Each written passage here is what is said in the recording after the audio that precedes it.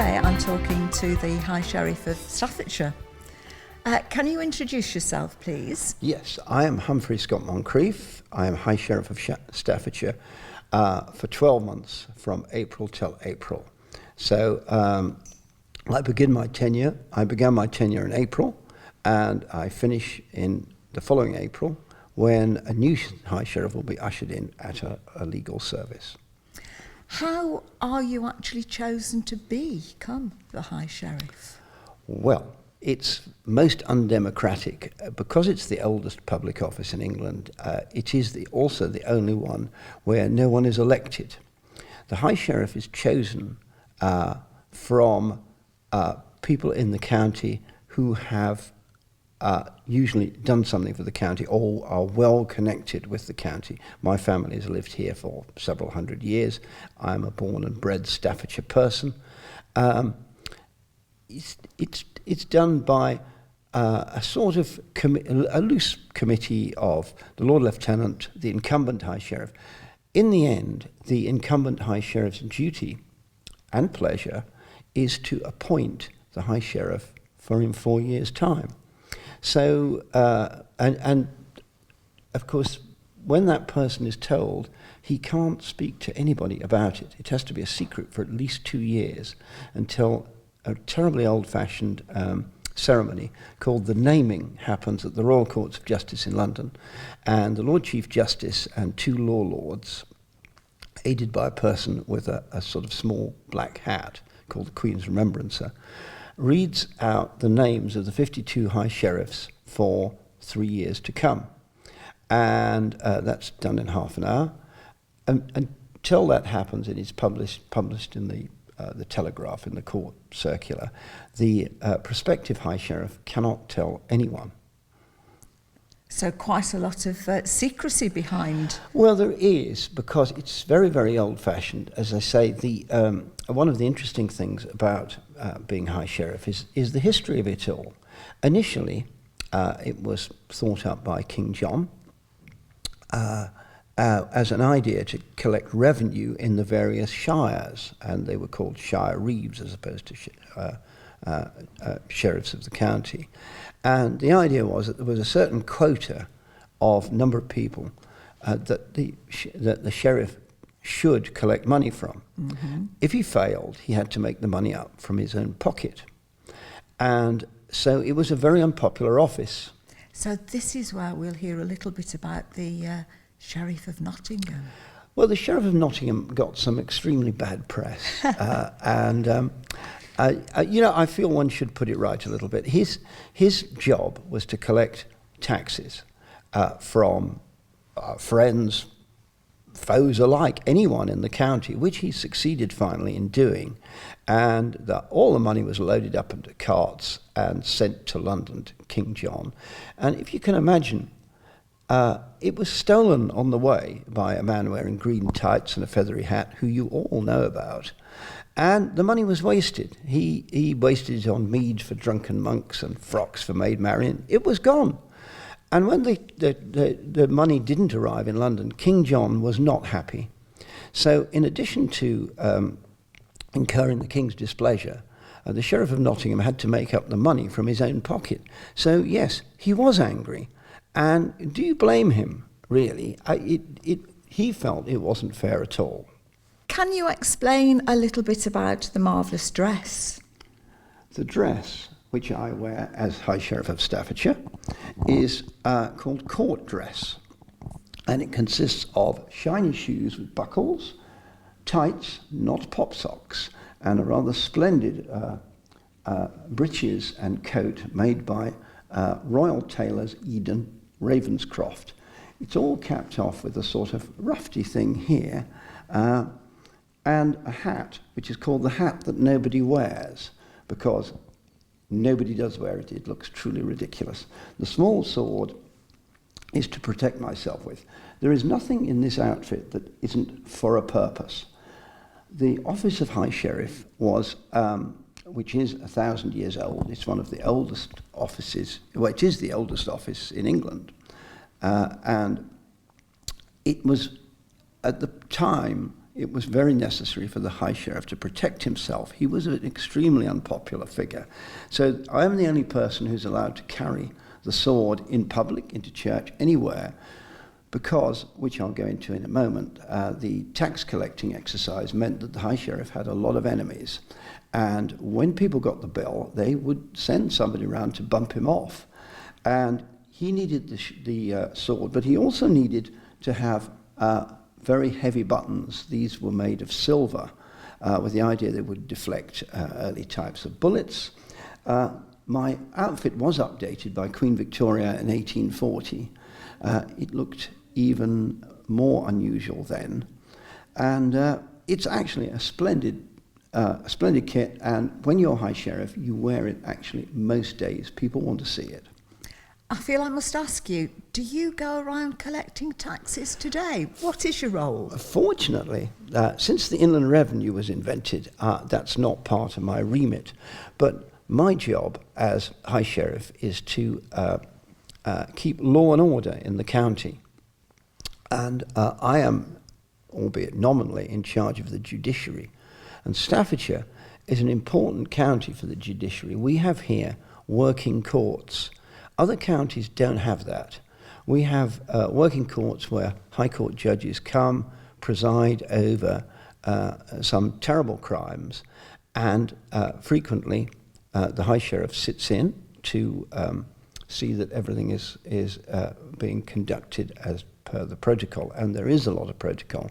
We have 3 court openings in the year where the court reopens the same terms as school terms, and they are much pomp and ceremony in Stafford, and I urge anybody to go and look at them. They are extraordinary. We're very lucky we have a big military presence here in Stafford where they do turn out, and they line the streets. They'll do a parade for the court opening, and the presiding judge in the High Court, which it is actually called in Stafford, reads what's called the letters of patent, and it's a very, very glamorous a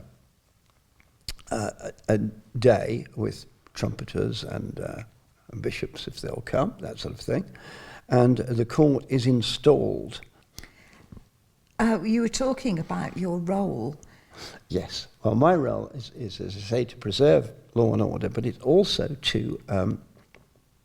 I'm a conduit between the judiciary, the police, the emergency services, the fire service, the ambulance service, and the public. And the High Sheriff traditionally visits, spends time with the police. You push forward ideas like, the police cadets, the Air Force cadets, the military cadets. I have 2 cadets, one in the north of the county, one in the south of the county, who accompany me on events and do things like hold my hat and open the car door, and difficult things that I probably wouldn't be able to manage myself. But it's getting them out, getting them to see what's happening. Like, for instance, as High Sheriff, you are up front, although you're not the major greeter, because that's the Lord Lieutenant, of any royal visits in the county. When on the rare occasions the Queen comes, you actually get to shake her hand and a brief hello. And your job is to be there when they arrive and attend the various functions that they go to, which is in itself very, very interesting. And Staffordshire is a big county. There's an awful lot to see here. Do you travel around the whole of the county? I do indeed. I get to see all sorts of parts of the county that no one ever does. For instance, probably most people don't know that there are 9 prisons in Staffordshire. There are none in Shropshire. And this doesn't mean to say there's a lot more crime in Staffordshire. It's simply that it's a suitable area where other counties, criminals from other counties get sent to the Staffordshire jails, which are known to be pretty good, I think. I get to see a lot of volunteer groups. We attend all the Queen's Awards. Queen's Awards are a big thing for me, for volunteer groups. There are volunteers in Staffordshire that you would never even think about. There are people doing so much stuff, and yet there are still homeless people, food banks, all sorts of stuff. And the High Sheriff can generally help with things like that. You're a conduit between that and the community foundation, the lottery fund, various grants. One of the things that's fascinating is you could write a letter. I could write a letter saying, "Could you please send £2,000 to some group for the homeless or refugees or something," and sign it Humphrey Scott-Moncrieff. It's binned. You never hear again. But if you sign it, the High Sheriff of Staffordshire, frequently a cheque turns up. I wonder if people are a little bit nervous They could of be. the past history. They could be, yes. Well, of course, I still have many ancient powers. I can mount a hue and cry, which, of course, used to be the thing. I have to witness every hanging that happens in the county.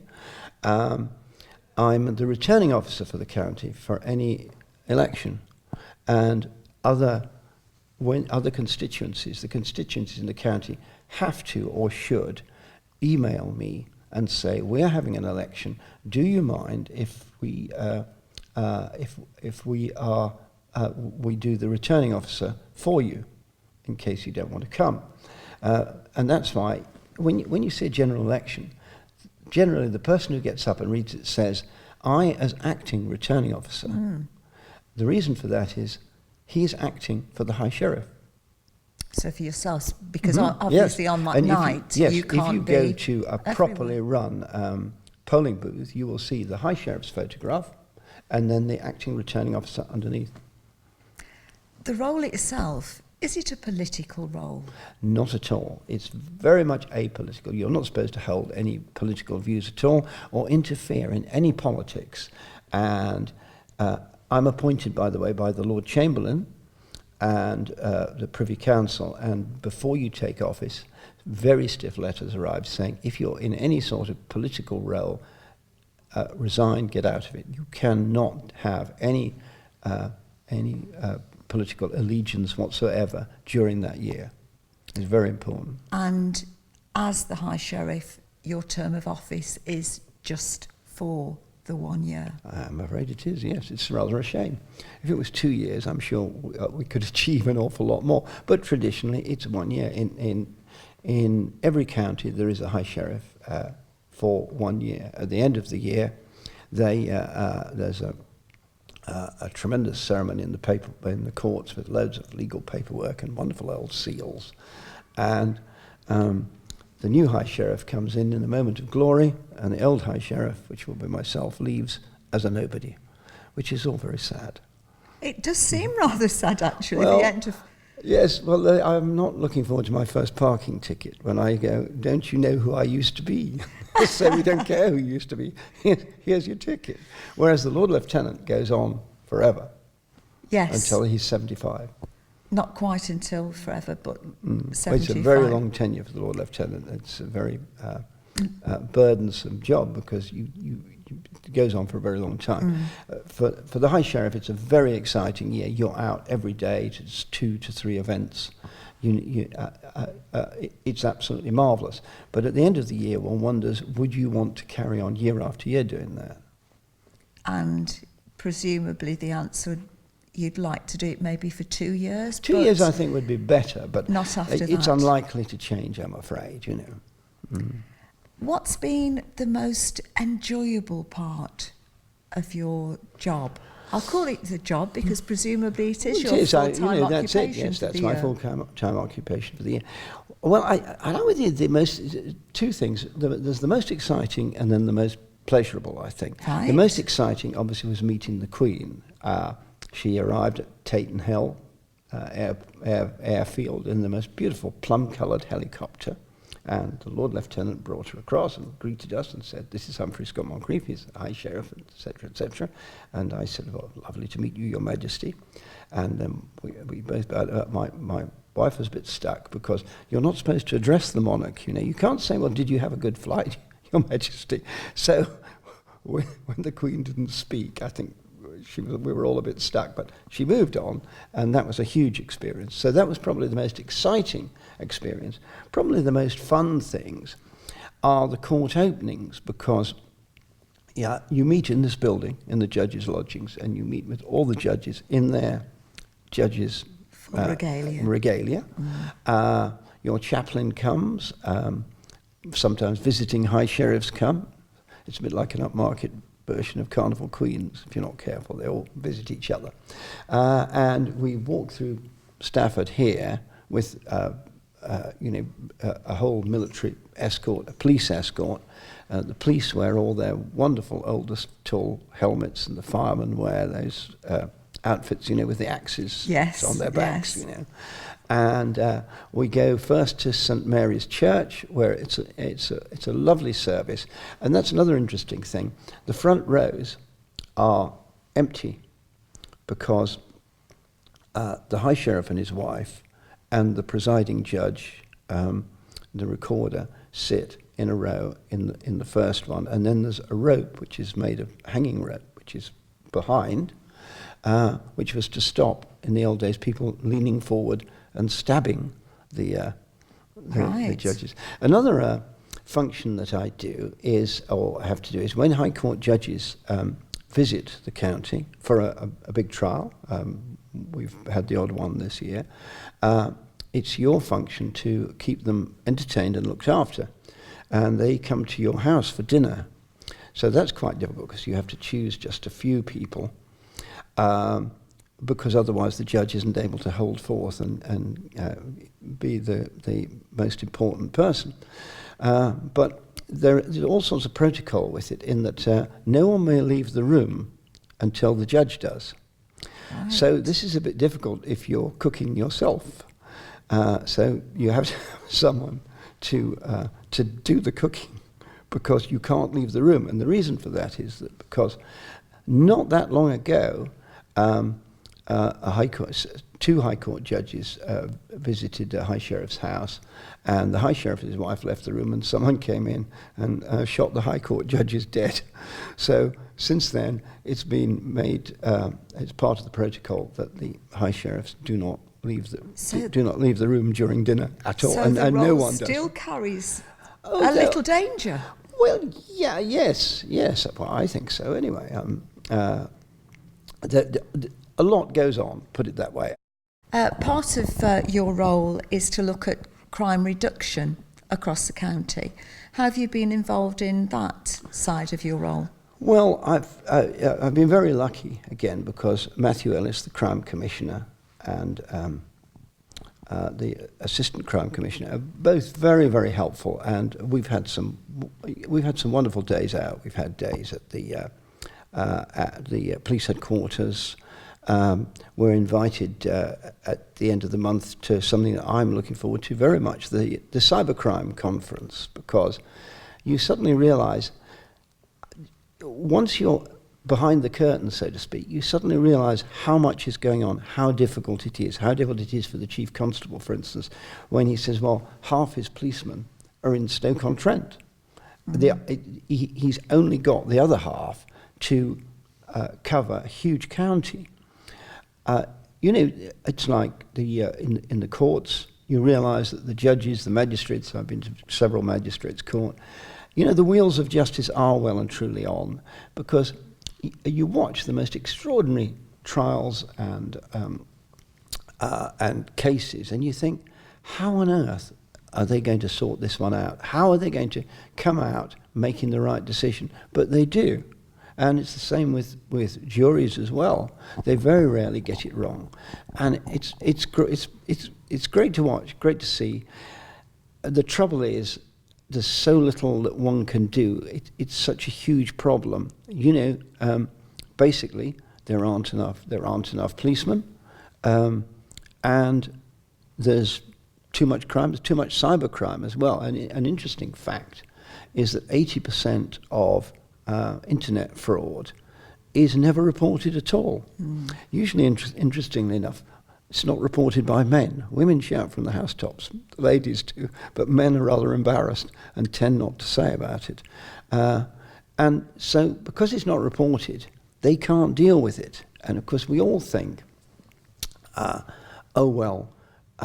nobody would be interested in little old me. with our computers and our online banking. But of course, that's precisely, we are precisely the sort of person, we the public, that they trawl through this stuff, and if they find some way of accessing your account or cloning your cards, they do it. So far, banks have paid up quite well, but they're not going to do it forever. So it's necessary for the police, again, to divert money and resources. This is why the Crime Commissioner has a huge budget, but it just doesn't go far enough. And he's having to, not quite rob Peter to pay Paul, that's unfair, but what he's having to do is divert an enormous amount of money to internet fraud and cybercrime. As part of your role, are you involved in any charitable work? Very much so, yes. I mean, we visit. This is the problem with only being High Sheriff for a year. You visit a tremendous number of. I mean, my particular interest is small volunteer groups that have been funded by the government or the council and have had that funding withdrawn and are still continuing. And there are a tremendous number in Staffordshire that are managing to operate just by donations, events,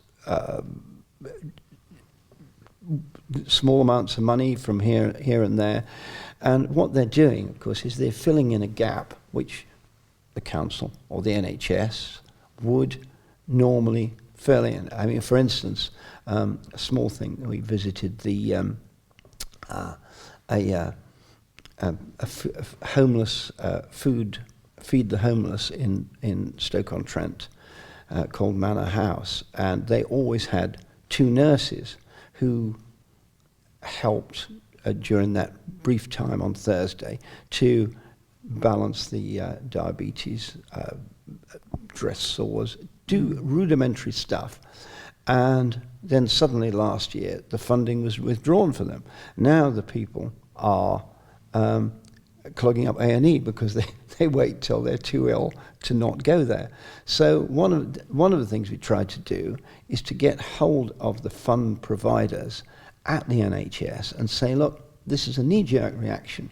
You're withdrawing cash, a very small amount. It's not expensive, what you were doing, and we can see that at the sharp end.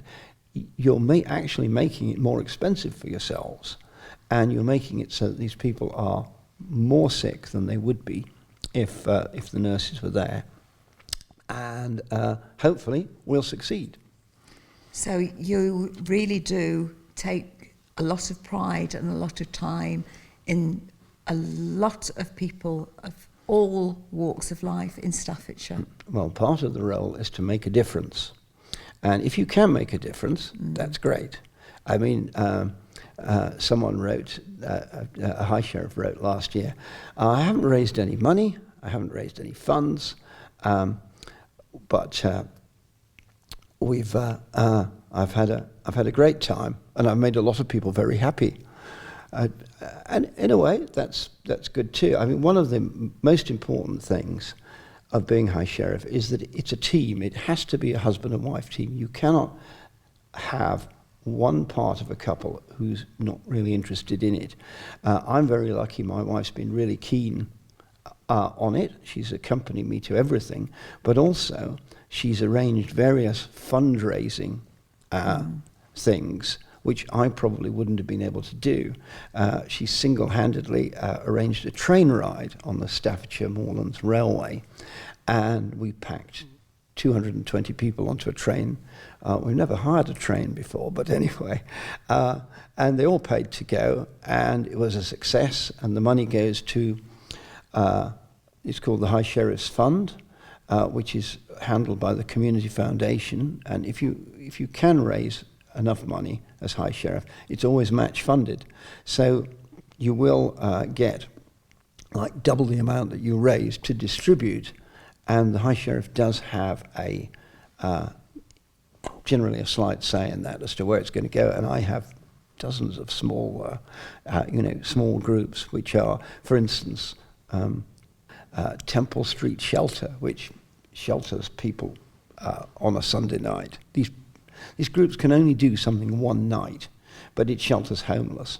And as is frequently happens with these groups, they only get the use of the room for a bit. So when they come Monday morning, they had to shovel all the stuff out and make room for a play group or something like that. They did have an extra room, but it needed plastering, it needed heating, it needed doing, and of course there was a time limit. Now, fortunately, touch wood, I think we've been able to find some cash to make them be able to open next week as they had planned. It's things like that you can make a difference in. Not huge amounts of money. We're not chasing tens of thousands of pounds. We're chasing small sums for small charities which do big work. Thank you for sparing a little bit of your precious time with us this afternoon, and may you enjoy the rest of your 12 months in office. Oh, thank you very much. Thank you. No, it's absolutely the best. I'm enjoying it all. Thank you.